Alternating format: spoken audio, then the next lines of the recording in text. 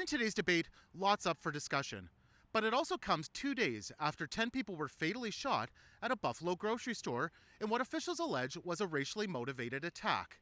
And acts of hate aren't restricted to just south of the border.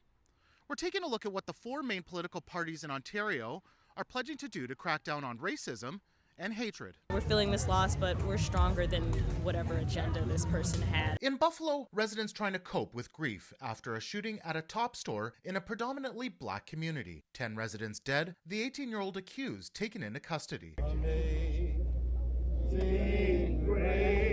Violence and acts of hate, not just a U.S. issue. In Ontario, racialized communities have been increasingly targeted in recent years. Every single human being has the right to live with a sense of safety and security. That's a fundamental human right. London Imam Abdel Fattah Tawakkol speaking with CityNews in 2021 after 4 members of the Afzal family died after being run over by a truck. Officers allege they were deliberately targeted by the suspect because they were Muslim. The collective effect of verbal abuse, of spitting, coughing has on our community is very, very violent in nature. Ryan Chan at the Chinese Canadian National Council for Social Justice talking about how members of East Asian communities have been hate crime victims, especially during the pandemic. Recent Toronto Police data shows a large spike in anti-Asian racism, as well as a rise in anti-Black and anti-Semitic threats, assaults, and vandalism. Advocates say there's also an underreporting of incidents. Look to see what each political party is going to be doing as it relates to racism, as it relates to anti-Black racism,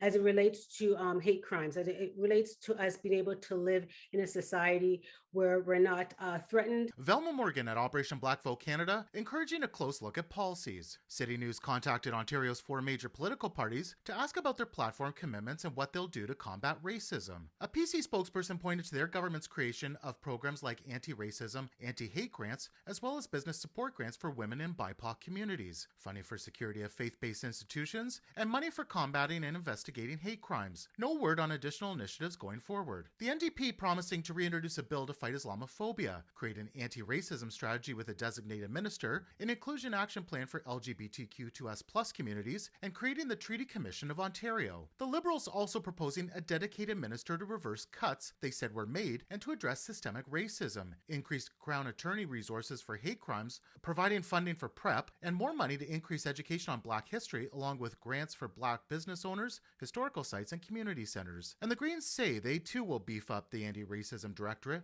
provide cultural responsive and anti-racism training to all healthcare professionals, require audits and more measures to stop racism in the Ontario Public Service, and a comprehensive health access strategy for the LGBTQ2S+ community. Meanwhile, Morgan says more diverse voices need to be in the legislature and in decision-making roles. It's important to have diverse lived experiences at any decision-making table. We know that it provides better outcomes for everybody, not only those who represent racialized communities, but for everybody in general. For more on what the parties are promising, go to citynews.ca. In Toronto, Nick Westoll, City News.